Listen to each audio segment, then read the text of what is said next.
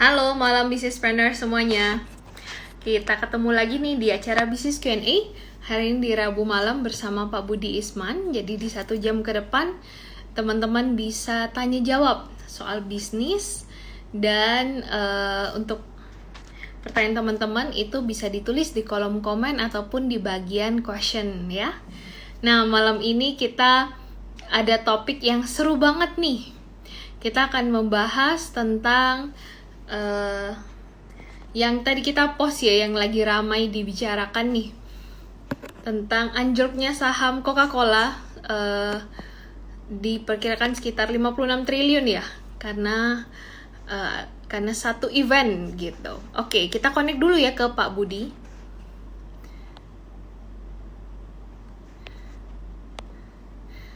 Ada yang komen nih, seru nih pengaruh CR7. Iya benar, satu gestur kecil tapi ternyata berdampak besar. Malam Pak Budi.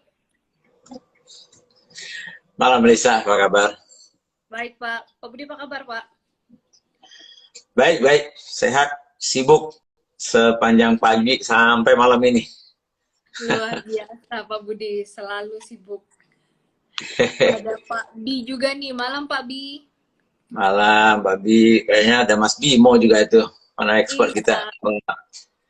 Malam Pak Bimo, malam businesspreneur semuanya yang bergabung. Nah, itu Mas Yuzak nih, para panel expert semua yang ada hadirnya. Malam Pak Isak.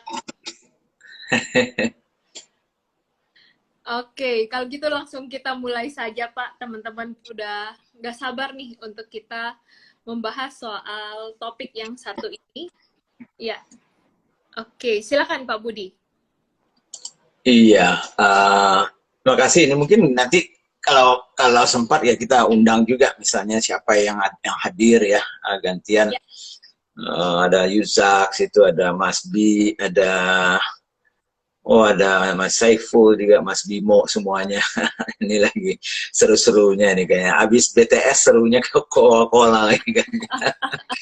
Saya dari pagi ini banyak nih pertanyaan-pertanyaan ya. Nggak bisa. Disclaimer dulu kita. Jadi disclaimernya adalah malam ini kita live sebetulnya bisnis Q&A, tapi kita angkat topik yang malam ini yang lagi trending topik lah ya, soal press conference-nya di Euro ya, Euro Cup ya, sebenarnya sepak bola ya, kejuaraan Eropa ya, dimana ya waktu itu kan bisa kita lihat di sosial media menjadi viral karena Ronaldo waktu dalam press conference itu memindahkan lah ya, atau menyingkirkan ya botol Coca-Cola yang ada di depannya dia gitu. Dan akhirnya menjadi viral gitu ya. Jadi sebetulnya seperti yang saya sampaikan juga di feed ya, postnya saya itu kan, apa sih sebetulnya pelajaran yang didapatkan, kan itu yang paling penting untuk kita ya sebagai businesspreneurs ya, entrepreneurs dan pengusaha gitu ya. Jadi ada banyak sisi yang bisa kita bahas ya. Tapi mungkin sisi yang mana nih yang kita mau bahas? Pertama mungkin yang dijadikan apa namanya, jadi bahan itu satu adalah dampak dari apa yang di sosial media itu yang dilakukan oleh Ronaldo terhadap brandnya Coca-Cola gitu. Mungkin itu satu ya yang bisa kita bahas malam ini. Lalu yang kedua tentunya adalah dampak secara finansial itu apa gitu ya. Kemudian pelajaran apa yang didapatkan, mungkin itu juga perlu ya. Itu mungkin yang lebih penting sih malam ini yang bisa kita bahas lah gitu ya. Nah, bagi saya sih sebetulnya pertama sih kalau soal brand ini kan, Coca-Cola ini kan sudah hampir 135 tahun ya. Dan sampai sekarang pun ya masih bertahan ya sebagai salah satu brand yang masih dianggap sebagai brand yang bernilai gitu ya, tinggi ya. Tentunya kalau dibandingkan dengan perusahaan-perusahaan teknologi yang sekarang ini memang menjadi incaran para investor, tentunya nilainya berbeda gitu ya.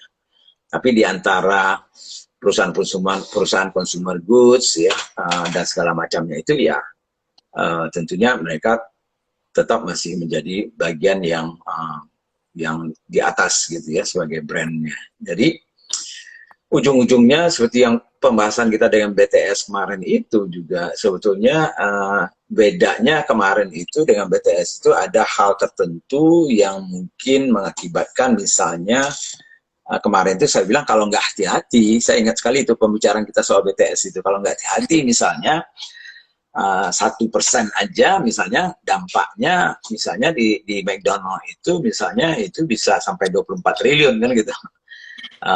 Nah ini Coca-Cola sekitar 1%, 1, berapa persen kemarin itu sempat dalam satu hari itu dropnya dampaknya itu sekitar 56-57 triliun ya rupiahnya.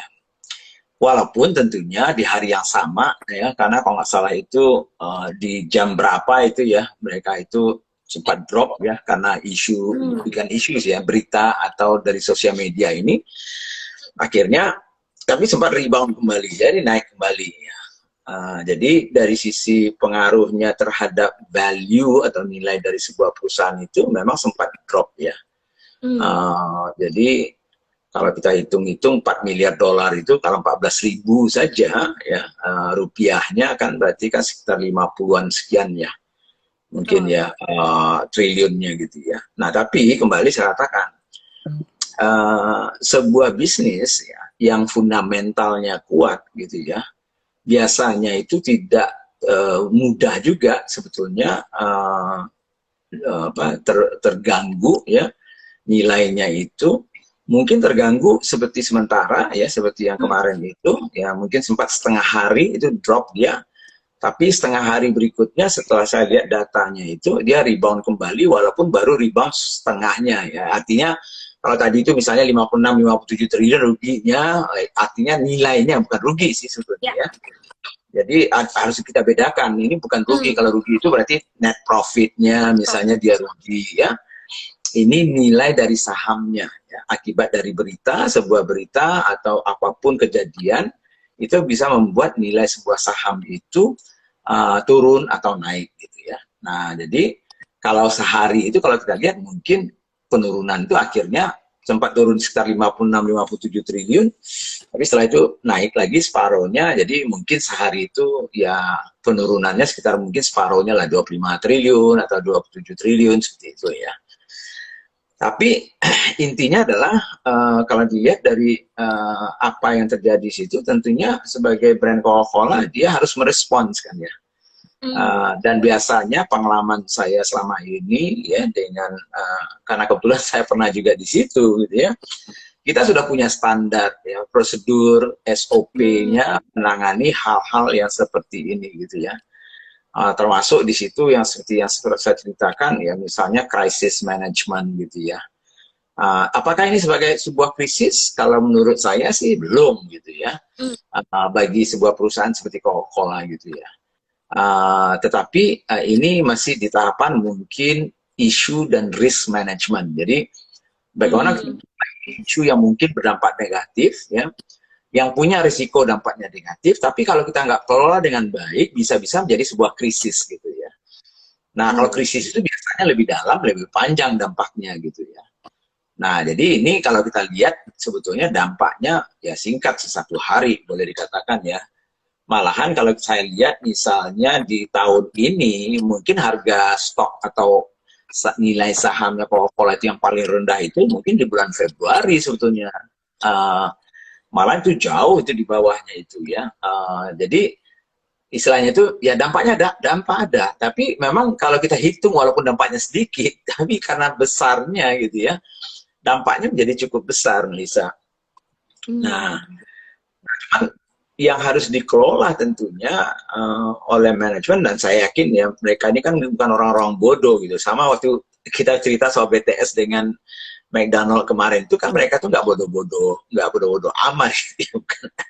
Nah, sehingga pasti sudah tahu. Nah, jadi kalau kita lihat reaksinya Coca-Cola pasti pada saat itu nggak langsung, saya sudah yakin itu karena standar prosedur kita juga seperti itu. Karena kalau langsung itu kelihatannya terlalu reaktif ya. Tapi betul. kemudian tentunya Coca-Cola harus merespons dengan mengeluarkan statementnya mereka kan itu. Nah statementnya setahu saya yang saya lihat gitu ya, bahwa dia mengatakan bahwa semua orang, semua pemain bola itu siapapun dia, ya berhak meminum apa yang mereka suka kan itu aja. Jadi itu intinya sebetulnya.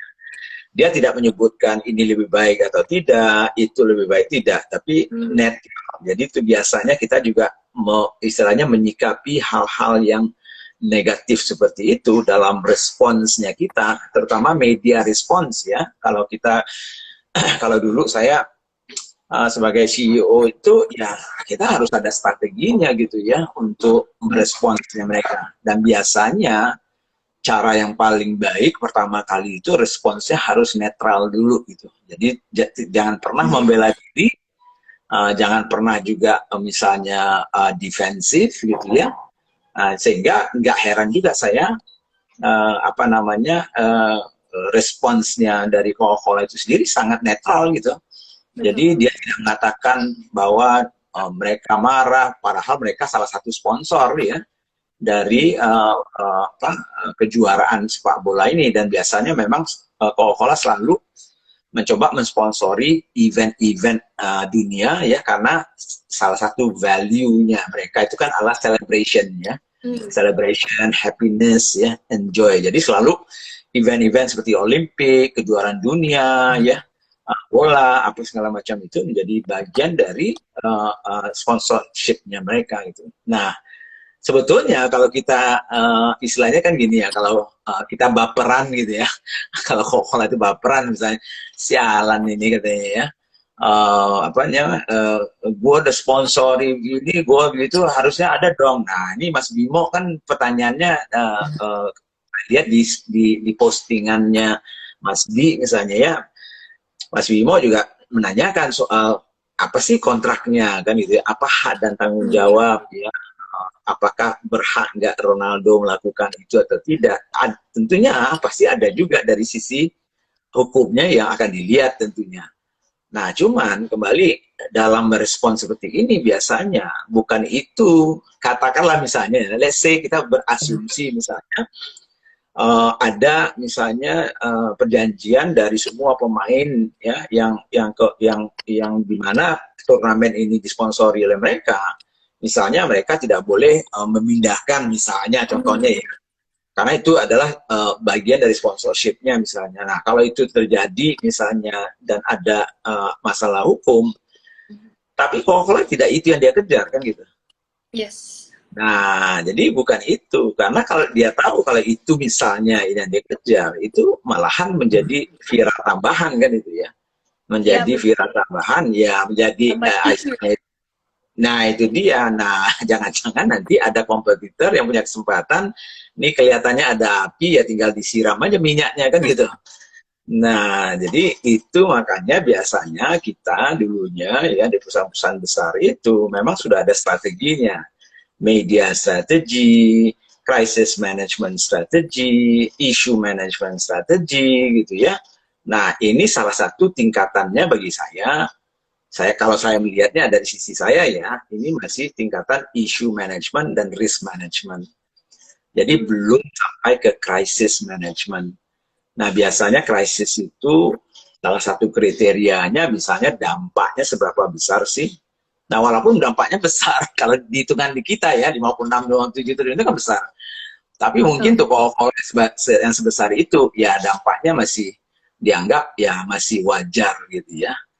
Nah, malahan ada kontroversi dan paradoksnya, kadang-kadang ada juga orang melihat ini jangan-jangan strategi yang memang didesain seperti itu. Nah, kan itu ya. Nah, kalau dulu Sampai kan ada viral tuh, ya. jadi misalnya ini kan sebetulnya ya kalau dari sisi orang mengingat kembali brandnya menjadi bagus, cuman kalau isunya negatif, kadang-kadang harus hati-hati juga kan gitu ya. Kalau isu yang Hmm. negatif, yang orang ingatnya itu menjadi sebuah isu yang negatif, tentunya itu menjadi persoalan sendiri nantinya dalam membangun kembali trust ya atau value dari brand itu sendiri gitu ya. Nah makanya sebetulnya nggak ada nggak ada sama sekali Misalnya Coca-Cola itu akan membela diri, misalnya seperti ya tadi itu. Oh, kami juga ada kok air mineral kami, mereka juga ada air mineralnya ada, tehnya ada, kopinya ada, jusnya juga ada, bukan? Mereka tidak akan melakukan itu. Jadi sangat netral. Dan itu bagi saya, pertama itu memang standarnya ya, tapi memang harusnya seperti itu, harusnya seperti itu gitu. Nah jadi lalu itu satu ya. Tentunya yang tadi itu yang kita bilang, adakah jangka panjang dampaknya? Belum tentu, tapi mungkin ada, mungkin juga tidak. Tapi yang sudah pasti tadi itu tingkatannya kan itu ya, ada issue management, itu tingkatan yang masih di bawah gitu ya. Ada risk management, yang tingkatannya di atas, kemudian ada crisis management. Nah, cuman yang issue management itu bisa meningkat menjadi risk management. Risk management itu kalau nggak dikelola dengan baik bisa meningkat menjadi sebuah krisis. Nah, asal perusahaan-perusahaan ya, jadi pelajaran apa sih yang didapatkan? Ya, tadi itu. Seberapa kecil pun ya ukurannya ya, isu itu dibagi kita ya, sebagai pebisnis gitu ya. Jangan biarkan itu menjadi bola liar. Nah, itu yang paling penting ya. Harus dihadapi itu pertama ya, menghindari itu tidak boleh ya.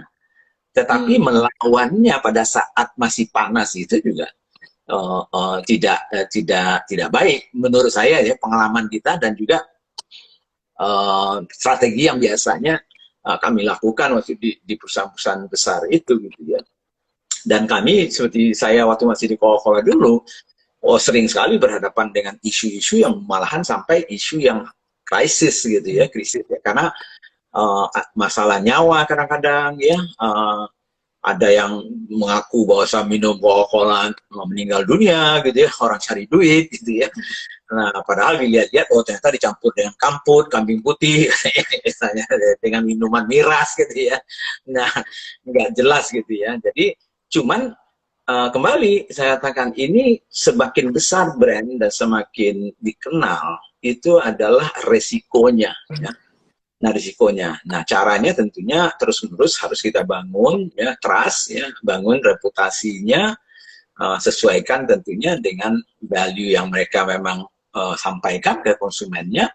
Ya biarkan aja itu, ya anggap aja ya memang itu bukan konsumennya Coca-Cola. Walaupun ya kembali saya katakan salah satu artikel yang dibahas oleh salah satu media ya mengatakan ya kekesalannya Ronaldo karena anaknya juga minum Coca-Cola sama Fanta gitu, jadi ngeselin gitu ya mungkin ya bagi dia. Nah cuman memang gara-gara viral ini akhirnya karena orang mencari-cari juga nih. Nah ternyata ya itu dulu saya ingat saya nggak tahu, ini harus saya cek kembali gitu. Saya ingat saya dulu waktu World Cup tahun berapa gitu ya, Ronaldo itu juga salah satu yang iklan Coca-Cola itu ada Ronaldo-nya gitu.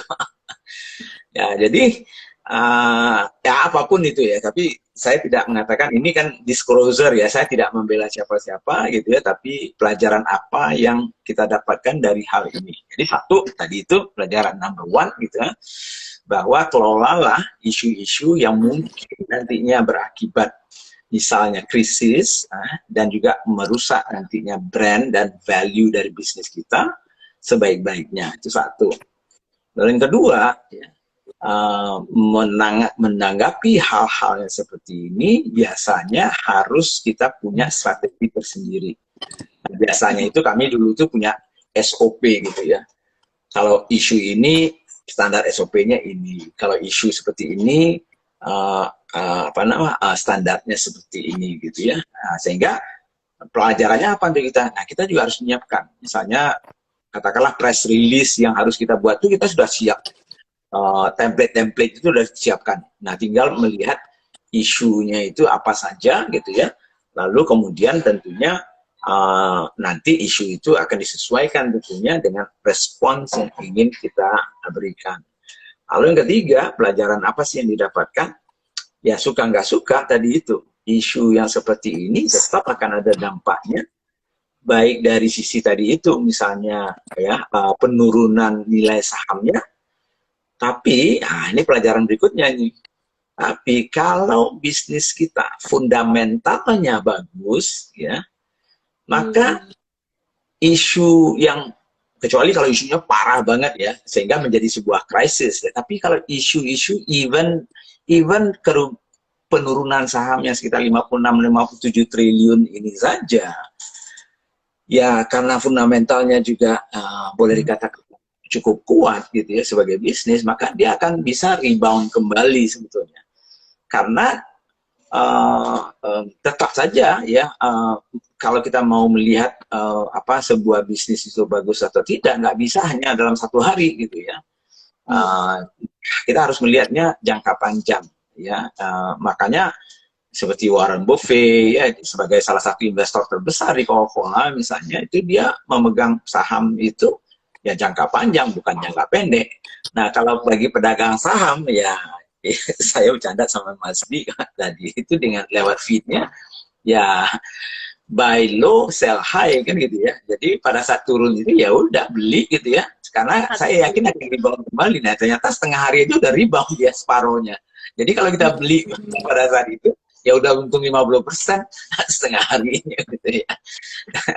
Nah jadi wah ini Pak Bas ini sudah mulai manas-manasi suasana. Ronaldo nggak ada biru tuh. jadi jadi memang pernah ya di G Plus ya, terima kasih ya, memang betul sih Ronaldo juga pernah jadi bintang iklannya Coca-Cola di World Cup-nya, tapi bersama-sama dengan yang lain ya. Cuman ya intinya kan gini ya, responsnya gitu ya, responsnya manajemen itu netral, ya, netral aja ya, karena ya, tidak ada gunanya. Nah yang tadi 4 ya, yang kelima tadi itu bisnis fundamental tadi ya. Jadi artinya perkuatlah bisnis fundamental kita ya, tubuh kita, bisnis kita itu kuat dan segala macamnya, maka tentunya ya badai itu akan selalu ada di dalam sebuah bisnis ya. Jangankan ini ya, mungkin selama 135 tahun badainya banyak sekali Coca-Cola itu ya, turun naiknya, tapi masih hidup sampai sekarang kan gitu ya, masih hidup, masih tumbuh juga. Kalau saya lihat stock price-nya kemarin itu dalam setahun itu masih naik 18%. Jadi dalam ukuran bisnis-bisnis yang besar itu cukup bagus gitu ya. Malah year to date istilahnya ya, tahun ini aja masih naik 5%. Jadi artinya walaupun kena dampak yang kemarin itu, sebetulnya dari mulai Januari sampai kemarin kasus itu pun ya, dia masih menguntungkan gitu ya dari sisi nilai dari bisnisnya. Ini tidak ada hubungannya dengan rugi atau ya, untung rugi itu kan dari revenue ya, revenue dikurang biaya ya ada profit atau tidak kan itu ya.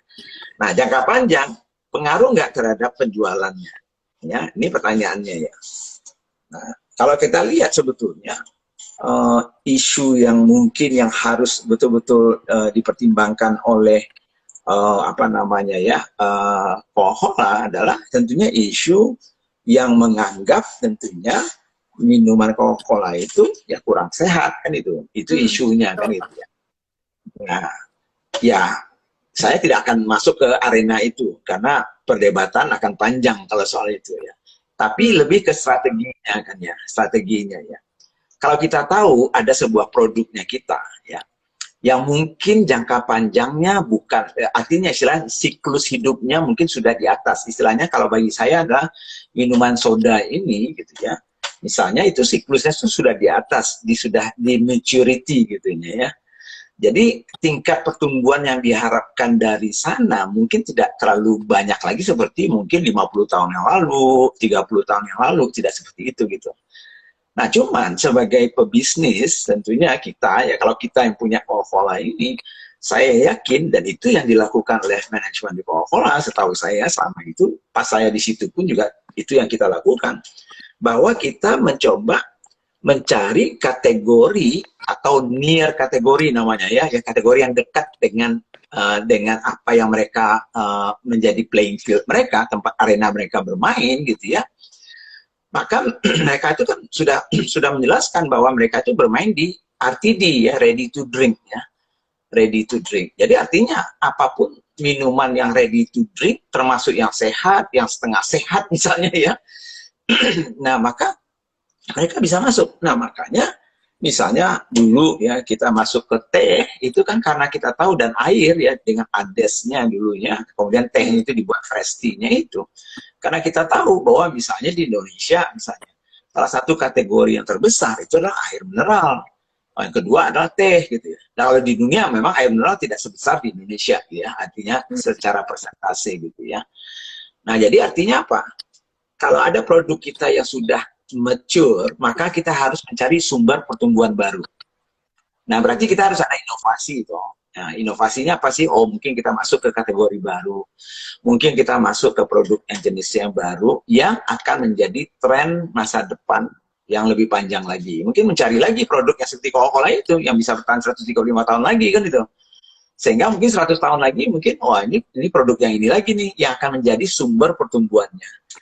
Jadi, kalau kita lihat evolusi dari sebuah bisnis gitu ya, contohnya saja misalnya IBM misalnya ya, atau Nokia misalnya yang pernah kita kenal walaupun sekarang lagi bermasalah, tapi IBM dulunya di awal misalnya dia menjadi sebetulnya apa sih, penyedia sebetulnya komputer yang besar-besar itu mainframe kan ya, hardware ya. Tapi sekarang IBM jadi apa kan itu?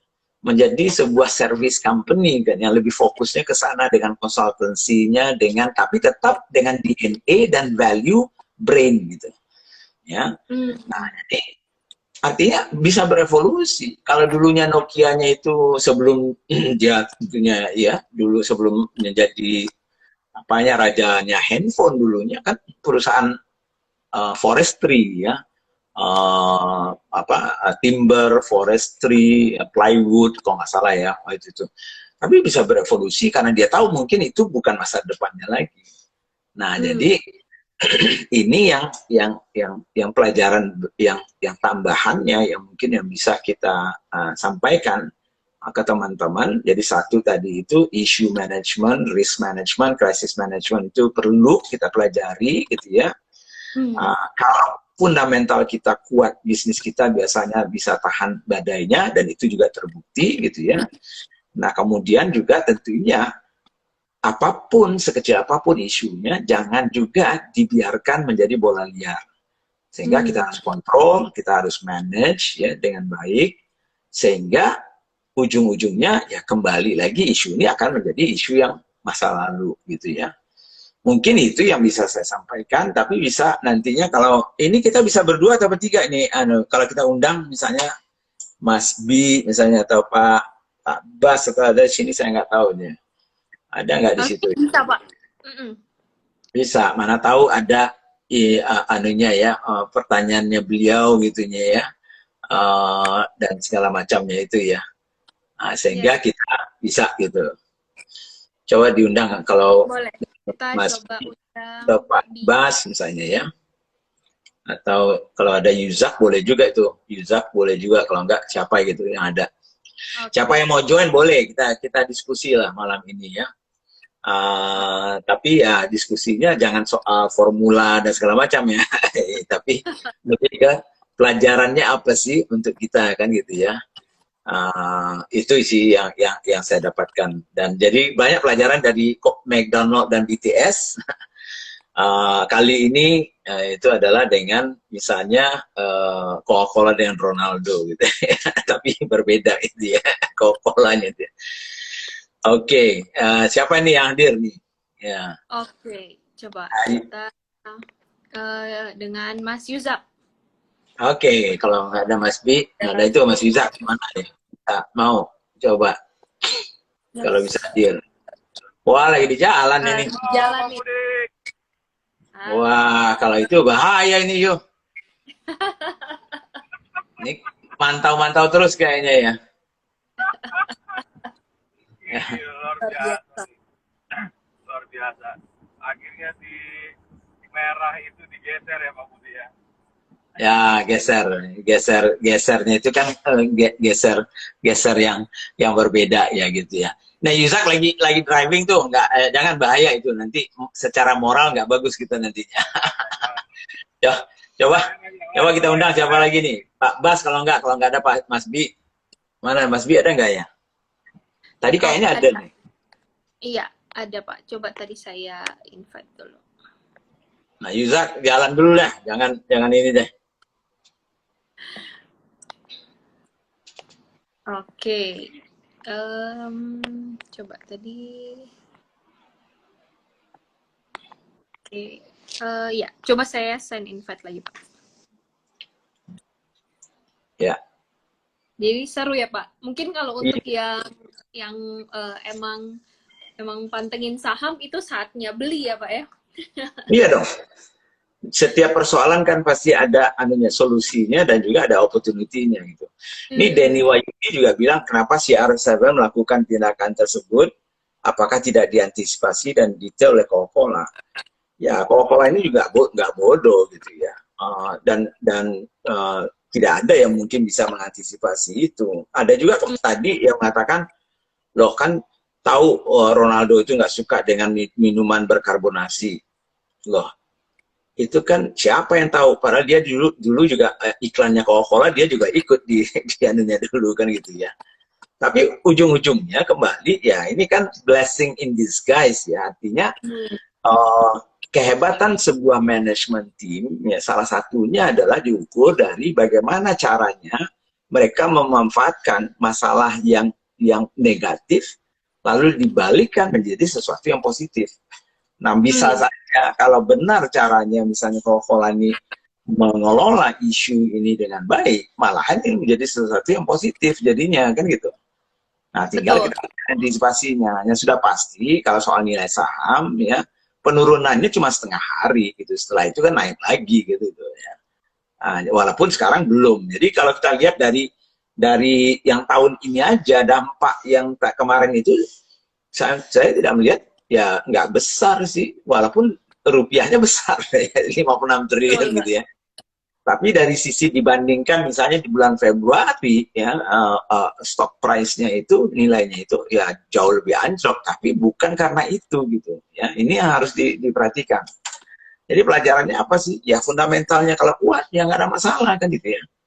Kalau ada pun isunya ya asal dikelola juga isunya dengan baik gitu. Betul. Ya. Nah gitu ya.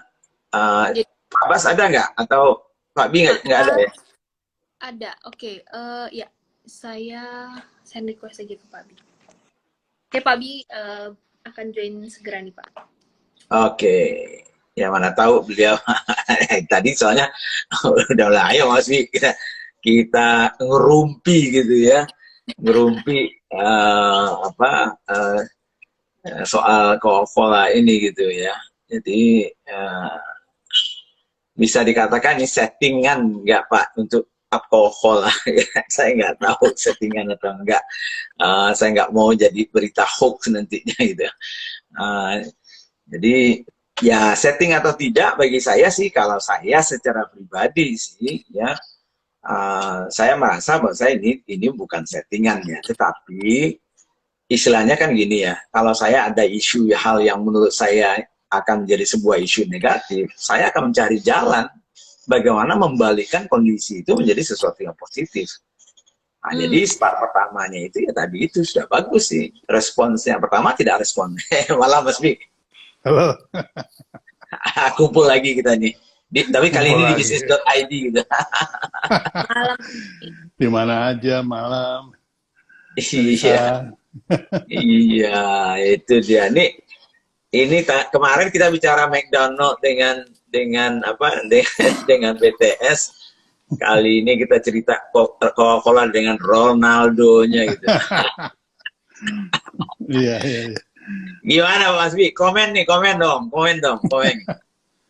Iya, saya pernah kerjasama sama Ronaldo tahun 2006 ya.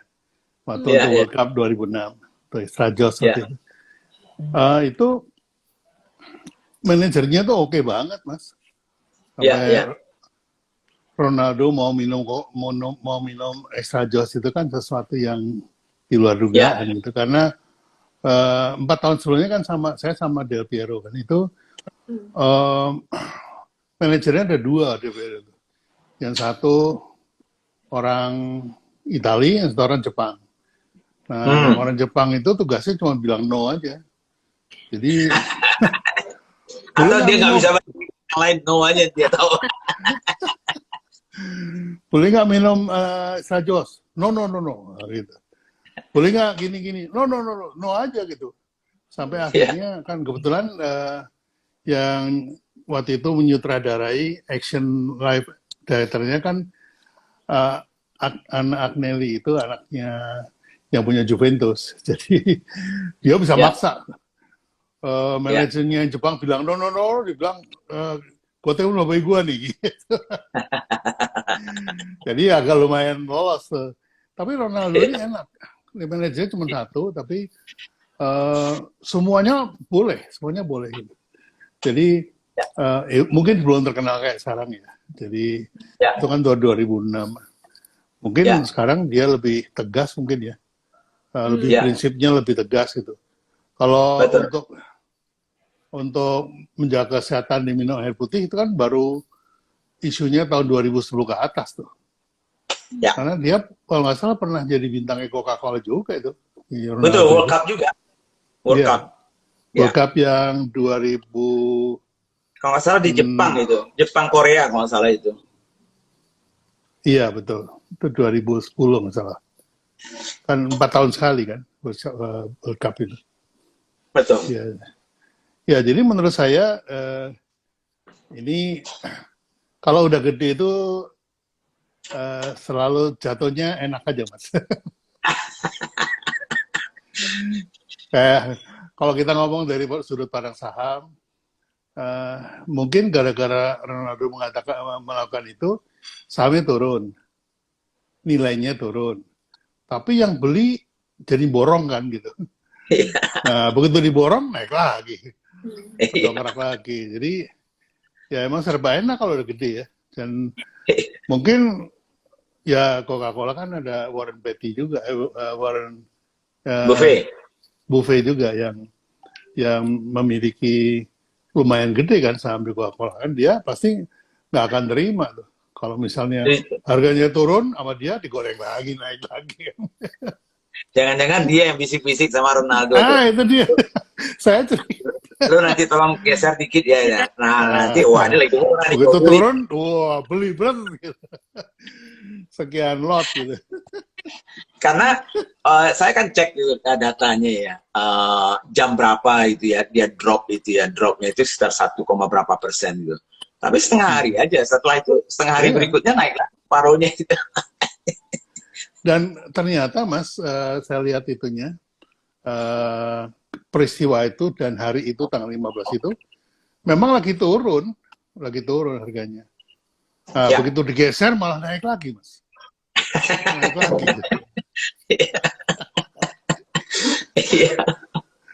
Kayaknya ya gini loh, kalau teman-teman itu kan berpikir setengah jalan ya, mikir bisnisnya profit, nggak mikir bahwa ujungnya itu kan share. Jadi sebetulnya semua bisnis itu ujungnya ya share. Jadi bagaimana memainkan value agar supaya share-nya naik kan gitu. Jadi ujung-ujungnya itu kan di bursa kalau bisnis besar ya. jadi ya gimana gorengnya macam-macam caranya kan itu ya. Makanya kalau ngelihat komen teman-teman itu terukur Mas. Oh ini baru separuh jalan, oh ini udah sampai di sana gitu. Tapi Mas, artinya kan gini ya, kadang-kadang kita ada juga ya pertanyaan, tapi ini kan saya selalu konteksnya gimana sih pelajaran apa yang didapatkan gitu ya. Tadi kan saya juga ceritakan ya, bahwa kalau apapun juga, goreng atau tidak gitu ya, kalau salah-salah goreng kan repot juga gitu kan ya. Salah goreng malah jeblok gitu ya. Tapi misalnya kan gini ya, gimana pengalaman Mas Bi sendiri lah misalnya kan ya, artinya kalau misalnya melihat ada isu yang seperti itu dari sebuah brand gitu ya, nah ini kan beda ya, kalau brand itu kan ada juga orang cerita bahwa ini sebuah hal yang bisa nggak ini jangka panjang dampaknya, atau memang betul-betul hanya sekedar jangka pendek kan gitu ya. Nah karena kita tahu membangun brand itu kan nggak mudah, jangka panjang, apalagi seperti bisnis yang di Coca-Cola ini sudah sudah 135 tahun ya mereka ini membangunnya itu, dan dampaknya ini apakah itu akan jangka panjang atau jangka pendek. Nah dari sisi Mas B lah yang banyak juga mengalami ya brand-brand yang besar itu gimana? Saya bantu teman-teman berpikir ya bahwa mengelola isu itu kayak lighting man atau kameramen terhadap sebuah panggung. Di panggung itu banyak pemain nih, udah berjejer-jejer, tapi sekarang ini fokusnya lagi ke satu, gitu kan ya. Sehingga orang tuh ingat Coca-Cola, ingat Anu gitu. Nah, ketika Anu itu terganggu, tinggal ganti matiin lampu yang ini, ganti lampu yang ini, nyalain. Kalau istilah kerennya change focus. Kita ganti fokusnya, kita pakai orang ketiga untuk kemudian menetralisir isu itu. Malah kadang-kadang nggak disebut sama sekali, jadi tidak langsung diintervensi, tapi ya udah langsung aja pindah isu, menciptakan isu baru, diciptakan oleh pihak ketiga yang dikasih kamera itu. Fokusnya dirubah aja. Fokus aja. Betul. Itu salah satunya ya Mas, yang biasanya ya. Kan ini ada juga beberapa pertanyaan teman-teman ini kan yang seperti Elhana ini ya. Ya mempersiapkan risk management terhadap isu-isu yang mungkin menjawab isu itu. Apakah memang isu itu bisa diprediksi? Sebetulnya ya tidak ada yang bisa kita tahu 100%. Tapi itulah bedanya kalau kita kelola bisnis yang dengan cara yang mungkin dengan tim yang lebih profesional, dengan tentunya alat yang ada, kita bisa membaca sebuah tren ya. Tadi saya di feed saya kan gini Mas Bi, saya sampaikan juga ya bahwa memang ada sih tahun 2000. Saya ingat waktu acara kita yang di Smesco itu apa Mas Bi? Apa namanya? Spicing apa? Indonesia Spicing the World bukan ya sebelumnya? Ya itu, yang Mas Bi. Betul. Oh Indonesia Spicing the World ya. Betul. Iya kan ya, Indonesia Spicing the World itu kan ya. Nah waktu itu kan saya bicara juga tren-tren ke depan di consumer goods itu apa ya kan gitu ya. Nah pada saat itu salah satunya yang ada beberapa faktor kan, beberapa tren yang waktu itu yang saya cerita soal pertama soal lokalitas misalnya, soal traceability, transparansi, soal big data, soal specialty gitu ya. Nah tapi ada salah satu yang point yang waktu itu mungkin nggak terlalu banyak juga orang perhatikan bahwa kalau zaman dulu tuh yang aktivis itu biasanya kan NGO atau LSM lah. Ya, LSM itu kan ya aktivis memang kerjaannya itu gitu. Tapi dengan perubahan teknologi dan segala macamnya ini, dengan adanya sosial media, satu orang konsumen itu bisa menjadi aktivis gitu. Nah, jadi artinya itu perbedaan yang cukup signifikan dibandingkan dulu itu gitu. Sehingga memang kalau kita mempunyai bisnis itu kan sangat riskan juga kalau kita nggak mempersiapkan bagaimana kita mengelola isu-isu ya yang bisa saja ya seperti kemarin itu satu orang aja komplain gitu ya gara-gara misalnya apa namanya review barangnya nggak bagus ya misalnya kan gitu ya lalu ya jadi viral kan gitu ya Melissa tahu ya yang waktu itu ya. Nah jadi padahal hanya satu orang kan gitu ya. Dan itu bukan siapa-siapa. Nah, apalagi model Ronaldo yang punya mungkin 200 juta penggemar dan follower. Ya, satu gerakannya dia ya bisa juga sih berpengaruh. Ya, mau negatif mau positif gitu. Sebetulnya, kalau menurut saya, yang digeser itu di mejanya Ronaldo. Tapi yang goyang itu kan di sahamnya, Mas. Kalau penggemarnya tetap minum Coca-Cola, masalah itu. Iya. Karena begini Mas ya, begini teman-teman kadang-kadang suka berpikir terlalu pragmatis ya. Kalau Coca-Cola sudah membangun habit selama 150 tahun, McD sudah membangun habit selama 81 tahun, itu untuk mengubah itu nggak gampang, nggak satu finger snap gitu. Betul. Jadi Oke, barangkali hari itu orang marah nih ya sama Ronaldo ya, waktu itu kita sehat nggak minum Coca-Cola, tapi besok nggak nagih lagi Mas karena Coca-Cola udah nagih, udah addicted kan. Gitu. Jadi kalau kayak McD, Coca-Cola itu udah tahu bahwa habit orang itu bahkan dia udah bentuk. Ya. Nggak gampang loh berubah habit itu, nggak gampang. Oh, mulai besok saya mau hidup sehat, pret. Nggak semudah itu. Iya. Kayak makanan MSG ya Mas Wi ya. Iya. Tanpa MSG dengan MSG.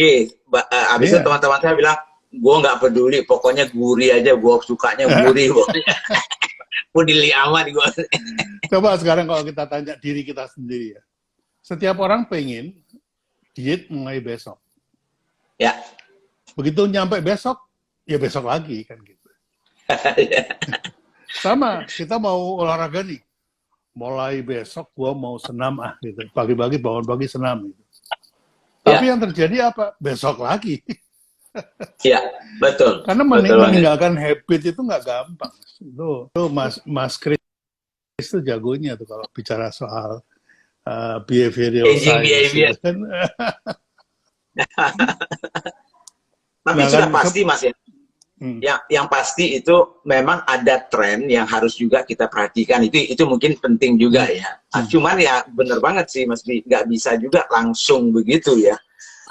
Di snap begitu akan merubah kebiasaan-kebiasaan. Tapi tren-tren halnya itu yang sudah diantisipasi juga memang oleh siapapun pemimpinnya perusahaan itu gitu ya. Ya kalau enggak, mereka enggak masuk di jus, mereka juga enggak masuk di kopi, misalnya enggak, mereka juga punya air kan gitu ya. Jadi mereka juga pasti antisipasi juga hal tersebut. Dan juga saya rasa ya saya nggak tahu berapa lama lagi gitu maturity-nya bisnis yang seperti itu. Tapi ingat Coca-Cola itu sebuah brand, bukan hanya produk yang itu kan gitu ya. Jadi Coca-Cola itu kan bukan, itu hanya medianya, istilahnya Mas B itu kan siapanya dianya, itu bukan soal produknya lagi kan gitu ya. Malah bagi yang tahu Coca-Cola itu nggak cuma diminum Mas. Betul. Ada kegunaan lain di luar diminum. Nah, itu banyak di sosial media itu. Mas Budi ketawa aja langsung. Iya, tapi hebatnya kan gini ya, artinya kan gini ya. Saya lebih melihat mempelajari bagaimana responsnya sebuah perusahaan gitu ya terhadap hal-hal yang negatif kan ya. Dan itu kan ada di YouTube, ada di mana-mana gitu. Nggak respons itu mereka, ya kan itu ya. Artinya nggak ada gunanya mereka merespons hal yang seperti itu yang akan membuat malah itu menjadi viral. Cuman harus dikelola saja dengan baik, itu aja. Ini kita belajar dari BTS ya, BTS McD. Ya. Itu kan ramenya cuma 3 hari Mas. Betul. Sudah gitu ya, betul. Ya kan? Betul. Sekarang kalau jualan lagi juga nggak ada masalah kan? Betul. BTS dijual lagi nggak masalah. Nah sama Coca-Cola ini juga pasti hilangnya 3 hari nih. Kita ngomongin tiap hari kayak yang seru gitu, tapi lama-lama bosan hilang sendiri. Tapi artinya dalam membangun brand perlu nggak hal-hal yang seperti itu Mas Wi? Ya, ada 2 mazhab ya. Ada yang memperhatikan perilaku konsumen, atau bahkan sudah jadi habit, bahkan sudah jadi ritual gitu ya. Kita nebeng di situ bisa. Yang kedua, karena brand itu kan kerjanya di persepsi ya, kerjanya di otak manusia. Dan otak manusia itu lentur, gampang dipengaruhi, gampang dikondisikan, gampang di macam-macamin ya. Jadi akhirnya otak itu bisa dibentuk. Jadi membentuk perilaku baru itu nggak sulit sebetulnya. Cuman harus konsisten gitu, harus konsisten. Ya. Gitu. Yang paling enak tuh nebeng. Jadi kayak engran sarapan kedua itu kan nebeng sarapan gitu ya. Ya. Terus kopiko ganti yang ngopi itu kan nebeng ngopi gitu. Jadi itu paling gampang itu belokinya itu. Kalau seperti itu.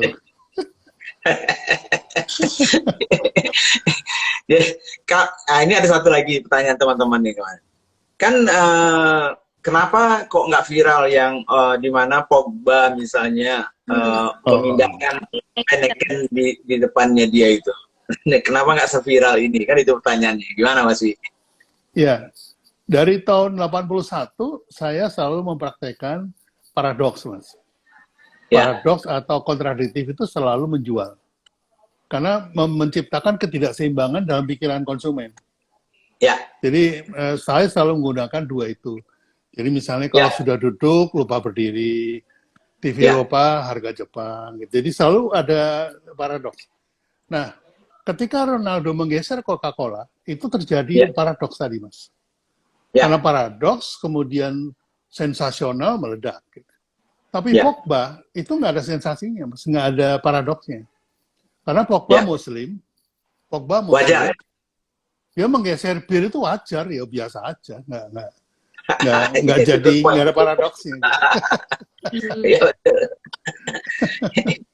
Iya, itu poin yang bagus banget karena ya itulah sensasi itu kan sebetulnya adalah paradoks ya sebetulnya ya. Ya, Yang kadang-kadang istilahnya itu di luar logik kan seolah-olah kan gitu ya. Di luar betul. logiknya di sini. Sehingga itu membuat mungkin adrenalinnya atau apapun lah di dalam otak ini menjadi berkembang dia kan itu. Nah, kalau melihat ini ya wajar-wajar aja sih. Ya dia Ya. ya namanya muslim ya harus dianukan gitu. Tapi kalau ini kok berbeda gitu ya. Iya, olahragawan hidup sehat menggeser minuman soda itu sebetulnya logik juga sebetulnya. Betul. Cuman karena Ronaldo yang melakukan, jadi ribut gitu. Iya, brand sama-sama dikenal ya. Jadi Iya, lebih betul. kalau soal brand mungkin lebih dikenal Ronaldo dibandingkan Pogba kali ya. Ya. Nah, itu juga pengaruh juga Mas. Meskipun tribes-nya juga Pogba gede juga. Betul, betul. Dia saya cukup kuat. Mas Bi, kalau misalnya ya, kalau dilihat dari fenomena kan banyak hal-hal yang seperti ini juga dilakukan ya untuk teman-teman di sini kan juga kalau dia membangun brand ya, ini mungkin untuk kita di bisnis.id ya Melisa juga ya. Penting mana sih? Misalnya memviralkan di awal itu penting ya dengan mencari sensasi-sensasi yang nggak tahu lah apakah itu sesuai dengan value dari brandnya atau tidak gitu ya. Atau kita mencoba membangun value dan segala macamnya itu tapi walaupun tidak terlalu viral gitu. Yang mana yang menurut Mas Bi yang harus dilakukan teman-teman ini? Ya, the slower you put together, the slower it will fall apart. Itu tagline-nya Volvo ya. Jadi kalau Volvo itu kenapa awet? Karena produksinya lambat gitu. Produksinya nggak banyak gitu. Jadi mereka alasannya alibinya itu. Jadi the slower you put together, the slower it will fall apart. Jadi itu juga berlaku pada brand sebetulnya. Nah, yang kalau berpikir campur aduk antara marketing sama branding, akibatnya ya seperti pertanyaan tadi, Mas. Karena kalau kita pikirnya, kalau saya orang branding, fokusnya cuma satu. Ada berapa merek di kepala konsumen. Itu. Kalau orang marketing, ada berapa juta orang yang mau beli. Karena punya kemauan yang sama dan keinginan yang sama, gitu kan.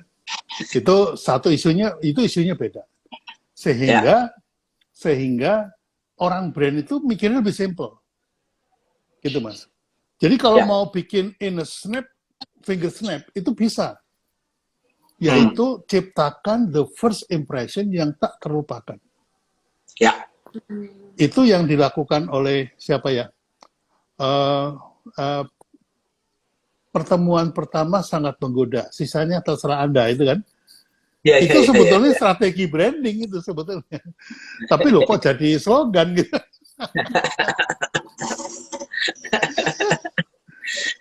Betul. Jadi tapi susahnya kan gini ya Mas ya. Artinya ini kan sebetulnya preferensi dan terserah teman-teman sendiri ya bagaimana caranya ya. Kadang-kadang kan karena kita semakin kecil gitu ya dalam sebuah bisnis kan cara wawasan kita kan semakin pendek ya dan juga mungkin resources kita sumber daya kita juga pendek. Nafas kita cuma 2 bulan Mas. Jadi kalau nggak jualan sekarang gitu 2 bulan lagi kita mati gitu ya. Yeah. Nah, ini kan jadi klasik nih pertanyaannya gitu. Lah, membangun brand itu kan mahal Mas, lama, nggak menghasilkan langsung. Ini pertanyaan saya nih Mas ini. Biar rontok sekalian pertanyaan-pertanyaan teman-teman gitu. Ya, jadi gini. Ini biasanya teman-teman nanya ini kan UKM nih Mas. Iya, betul. Nah, teman-teman UKM itu suka lupa bahwa kekuatan UKM itu pada lokalitasnya. Ya. jadi lokalnya. Jadi seringkali lupa menggarap radius 1 kilometer. Ya. Padahal McD aja melakukan itu. Setiap buka resto baru, dia survei dulu nih 1 kilometer. Nah, kalau McD pakai survei company, kalau UKM pakai tukang sayur aja, Mas. Karena tukang sayur itu dia hafal banget nih rumah nomor 1 sampai 100 dia hafal, pemiliknya siapa, istrinya siapa, anaknya berapa, yang gede kuliah di mana, dia tahu semua tuh, Mas. Jangan-jangan tukang nyolong dia, Mas. Nah, itu dia. Suruh dia duduk, kasih kopi, suruh cerita. Kita catat, Mas. Ya kan? Ya. Sehingga sebetulnya kalau UKM melakukan radius 1 kilometer sebagai captive marketnya dia, itu sebetulnya memenuhi persyaratan if you want to expand, strengthen the base. Basis kamu itu lokal gitu. Jangan sok nasional apalagi mau ekspor. Waduh, saya suka ketawa geli-geli itu. Nah, ada UKM yang mau ekspor. Oke, kita coba nih. Kita ekspor 1 kontainer diisi ada berapa puluh SKU gitu. Kirim ke Cina. Terus ada yang bayar yang serius, Mas. Ya. Yang dibeli itu keripik pisang, keripik nangka, keripik nanas, sama keripik apa ya satu lagi. Nah, apa yang terjadi, Mas? 1 kontainer aja nggak bisa menuhin, Mas. Ya. Apalagi dalam waktu 6 bulan, itu mereka sudah harus mencapai 20 kontainer untuk di Cina. Bayangin berapa mulut yang mau diisi. Sejak itu saya udah langsung kapok saya mundur. Karena kecuali sudah jadi IKM, Anda boleh dah. Gitu. Kalau masih UKM jangan. UKM itu lokalan aja lah. Gitu. Jadi, nah kalau mau berkembang, franchise nggak apa-apa. Iya. Lisa, ini waktu kita sudah mau habis ini ya. Jadi Pak Masbi, terima kasih banyak ini juga hadir. Jadi poinnya mungkin tadi itu poinnya kita kan mengatakan bahwa ya apapun yang kita pelajari dari fenomena BTS dengan McD, Coca-Cola dengan Ronaldo, itu ambil pelajarannya tadi itu. Mas Bi juga banyak sekali insight-insightnya tadi itu, yang mudah-mudahan teman-teman juga bisa mengaplikasikannya gitu ya, sesuai dengan kemampuan masing-masing gitu ya. Melisa, ada pengumuman nggak dari Business.id ini? Oke, ya, thank you Pak Bi udah bergabung di Business Q&A malam ini. Dan thank you juga businesspreneurs yang sudah bergabung dengan kita malam ini. Kita jangan lupa ikutan Bisnis Forum di hari Sabtu ini di jam 10 sampai jam 11.30. Kita akan bahas topik seru nih dengan Pak Hadi Kunchoro tentang bagaimana membangun omnichannel untuk bisnisnya kita gitu. Nah, itu pendaftarannya gratis, teman-teman bisa join, bisa ajak partnernya, bisa ajak temennya. Dan itu ya tinggal daftar aja, nanti cek Instagram feed-nya Business ID atau klik link di bio-nya Business ID, teman-teman bisa daftar secara free. Dan juga di acara Business Q&A itu kita adakan rutin setiap minggu di Senin jam 7.45 malam dan di Rabu jam 7.45 malam. Ya teman-teman bisa bergabung dan kita bisa tanya jawab juga dengan Pak Budi Isman dan Pak Baskoro Hadi. Keren. Ya, terima kasih Mas Bi. Ya, mudah-mudahan kita bisa gabung lagi di bulan Juli nanti ya. Yes, ya, thank you. Terima kasih Melisa, semua Melisa. Salam. Semuanya, selamat malam.